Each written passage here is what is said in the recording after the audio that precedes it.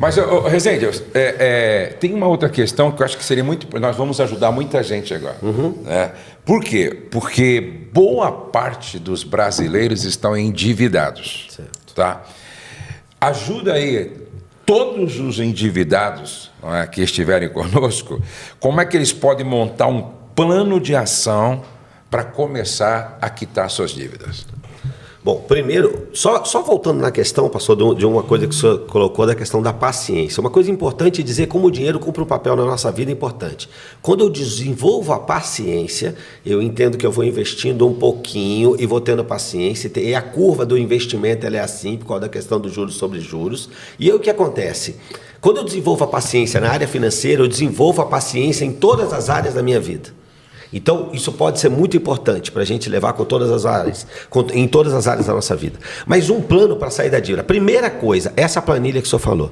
Nós precisamos ter contato com a realidade. Então, quanto eu ganho e se puder fazer essa conta com a renda familiar, esposa, marido junto, qual é a renda? Mesmo que tenha uma renda fixa e uma renda variável, você coloca ali. E aí, todos os custos. Planilha tudo. Quanto você gasta? Todos os custos. Você separa, porque quando a pessoa está endividada, às vezes ela se enrola, se confunde, ela bota dívida no meio de custo, não é a mesma coisa. Então pega as suas despesas, depois você vai colocar todas as suas dívidas, você vai planilhar quanto deve, para quem deve, se é parcela, quantas parcelas, e uma informação importantíssima que poucas pessoas se atentam, taxa de juros, quanto você paga de juros nessas. E aí nós vamos criar um plano. Você vai precisar cortar, você vai olhar suas despesas e vai cortar aquilo que dá para cortar. Existe nível de endividamento que Academia, você precisa entrar na carga. É academia que você não vai. Isso. Aplicativo que você não usa. Corta. Vai cortando tudo diminui isso aí. Comida. A gente não pode deixar de usufruir a vida, mas às vezes você pode usufruir sentando no banco da praça e vendo a lua, vendo o sol. Então você chega num ponto que você tem que cortar. E você vai precisar encaixar o seguinte, e aí é a forma como a gente indica. Sua receita, você vai dizimar, nós sempre indicamos, não deixe de dizimar, não caia nessa armadilha, continua dizimando, ok? Você vai abrir um buraco, você cortou despesas, agora você diz, cara, agora 70% das minhas despesas do meu orçamento, 10% eu dizimo, sobrou 20%.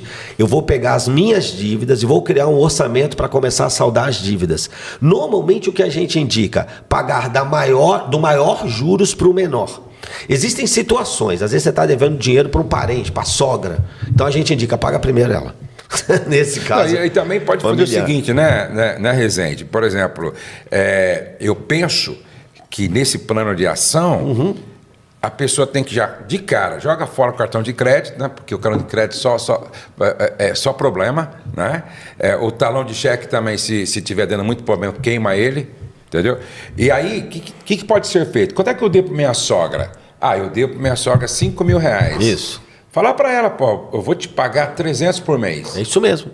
Desses 20% Beleza? Que a gente falou, aqui você entra num processo de negociação. Exatamente. Porque às vezes as pessoas, em vez de estancar, negociar e começar a pagar um pouquinho por mês, elas vão tentando, pega dinheiro aqui, paga onde, depois não dá, porque já ficou devendo lá e tal, e vira aquela bagunça. Então, acho que também um dos passos importantes é estancar tudo, né? Tem uma questão que a gente precisa entender, de novo, entra a questão emocional, presta atenção, eu não sei quanto você deve, mas se você deve R$1 milhão pro banco, ele tá doido para conversar contigo. Exatamente. Pode conversar com ele, que ele tá doido para conversar, ele não quer perder esse dinheiro. E você faz uma proposta realista, e você vai encaixar. Na maioria das vezes, você não vai, vamos dizer que você abriu 5 mil no seu orçamento para pagar a dívida e você deve 50.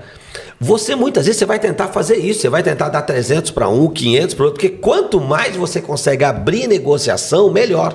Se você ainda tem crédito... Lembrando, por exemplo, eu já passei por isso. Tá? Eu também já passei por isso. Eu quebrei uma vez...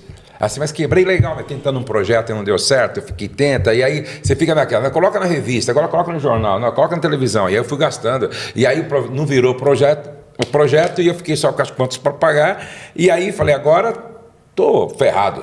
Lascado. Tô lascado. O que eu fiz? Primeiro tudo, eu estanquei tudo. A partir de hoje, eu não tento mais nada. Não vou mais. Vamos colocar mais. É aquela coisa. Não, vamos colocar mais na revista. Não, vamos fazer mais um comercial. Não, vi que não deu certo, vamos estancar. Beleza. Aí eu peguei todos os meus credores. Por exemplo, o que mais me incomoda quando uma pessoa deve para mim, ela não vir falar comigo. Perfeito. Não vir explicar para mim. O que eu fiz? Eu liguei para cada um. Falei, cara, eu te devo 5 mil. Eu não tenho como te pagar agora. Mas eu vou te pagar. Mas agora não tem. Sabe o que aconteceu? Alguns deles, Josué, é o seguinte. Você é um cliente tão bom que a compra de mim há 15 anos, eu não vou te cobrar essa conta. Olha só, e quando você se estabilizar, vem aqui, continua cobrando de nós. Sim. O outro, Josué, paga isso aqui para mim em 20 vezes. É isso aí. O outro, o que aconteceu?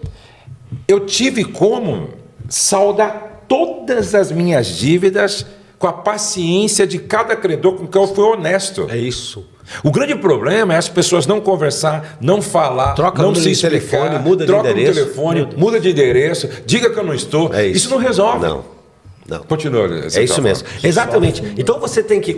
Ali, gente, é importante, é algo que a gente se preocupa, que eu tenho dito, você precisa ter paz. Porque se você está no nível de endividamento, você perde a paz, você mete os pés pelas mãos. Exatamente. E aí você começa a fazer coisa. Então, assim, se você planejou, abriu ali um orçamento, legal. Se você ainda tem crédito, algo que você pode tentar talvez você diga o seguinte: eu tenho uma dívida que eu estou pagando 10% de juros. E eu tenho um crédito onde eu consigo esse valor com 5% de juros. Às vezes vale a pena você pegar. Você pega esse dinheiro para poder... Se os juros for menor, os juros você consegue, se você ainda tem crédito, vale a pena. Presta atenção. O mercado não quer que você seja inadimplente, que seu nome esteja sujo. Precisa de crédito para movimentar a economia. Então as pessoas estão abertas para negociar. Agora, você não... Às vezes, de novo, a questão emocional. Não vou lá. Não, vai lá e conversa. Eu também já passei por isso, pastor. Olha, eu te devo... Eu não tenho agora como te pagar, mas eu vou te pagar. Se você me ligar 10 vezes, eu vou atender as 10 vezes. Se você vier aqui, eu vou te receber todas. Tinham muitos que eu não tinha data para dar. Por quê? Eu preparei um plano, eu disse, cara, esses aqui são os mais urgentes, eu preciso resolver logo, porque eu preciso... Legal, esses aqui... É um fornecedor, de repente, às vezes, né? Então eu vou jogar para cá. E eu dizia, eu não tenho data, o que eu preciso, você sabe, eu vou atender o telefone, eu vou te atender, e assim que eu tiver, eu vou te dar. Eu preciso ir liquidando esses aqui, para ir abrindo espaço, eu vou ganhando crédito para eu poder pagar você. Agora... Não fuja das pessoas que você deve. Isso é importantíssimo. E estanque, isso também é muito importante. Estanque. Às vezes, chama a família. Se os seus filhos já têm uma certa maturidade, às vezes 14, 15, você chama e fala, gente, nós vamos... Esse ano nós não vamos tirar férias como a gente está acostumado, nós vamos diminuir a saída fora, mas vai ser legal. O seu papel, principalmente de chefe de família, é aquilo... Cria jogos de tabuleiro em casa, lava o carro, cria memória para eles não sentirem que estão perdendo alguma coisa. Eles podem sentir que ganharam, inclusive. Podem sentir que ganharam. Interessante que nesse prédio que nós estamos aqui, eu fiz um empréstimo do Banco do Brasil na época, eu emprestei $300 mil, né? Aí que as pessoas precisam entender. Eu cheguei para a Rose e falei, Rose, existe um dinheiro barato no Banco do Brasil que vem do Japão e o juro é interessante e a gente precisa terminar uma obra grande, entendeu? E se eu não fizer isso, eu vou levar 10 anos para terminar essa obra e eu preciso, porque nós estávamos em 3 lugares diferentes, né? E tinha muita gente trabalhando e tal. Aí ela falou, José, vamos fazer, só que é o seguinte, é para pagar em 2 anos. Tá? Em 2 anos que a gente vai pagar. Eu fiz as contas e tal, estava indo tudo muito bem, falou, legal. Só que eu deixei claro para ela, falei, só que em acho que 2 ou 3 anos eu vou trabalhar de manhã à tarde e à noite. A gente nem vai ter vida direito, entendeu? Uhum. Você topa? Ela falou, não, topo. Para a gente construir, para a gente terminar, para a gente, é um sonho nosso, vamos fazer. Só que é o seguinte, tinha um prazo. E tinha um acordo. Entendeu? Então, por exemplo, eu saía de manhã, entendeu? E voltava só no outro dia, emendando um trabalho no outro e tal. Final de semana, eu cheguei a viajar, eu e ela, 20 dias, sem voltar para casa, 15 dias e tal. Nós tínhamos objetivo. Agora, pastor, imagina se você tomasse essa decisão desalinhado com a esposa e ela não sabe. Exatamente. Isso gera problema no casamento. Então, o que acontece? Só que a esposa sabia... Que dia, vamos supor, vai dia 30 de dezembro de 2019 termina. Uhum. Então, existe um prazo. Isso. Quando nós terminamos, agora vamos viver a nossa vida. É isso. Agora, entendeu? Não precisa mais a correria, já pagamos e tal. Agora, o problema é quando a esposa não tem fim. É isso.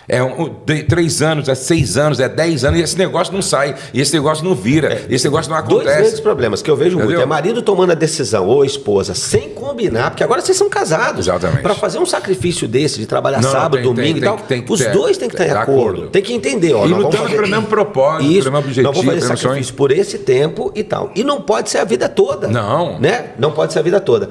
Tem uma coisa que o pastor disse muito interessante. Existem certos empréstimos que valem muito a pena você fazer. Sim. Porque ele vai impulsionar o seu negócio. Às vezes as pessoas perguntam, onde é o melhor para investir? Depende. Por exemplo, às vezes o cara é um empresário, o negócio dele tem uma margem líquida de 15%, e se ele investir mais, ele vai conseguir aumentar, ele vai continuar com 15%, só que ele vai aumentar o valor disso. Então investe no seu negócio. É que nem aqui, por exemplo, eu estava fazendo um investimento, por exemplo, quanto não vale esse prédio hoje aqui?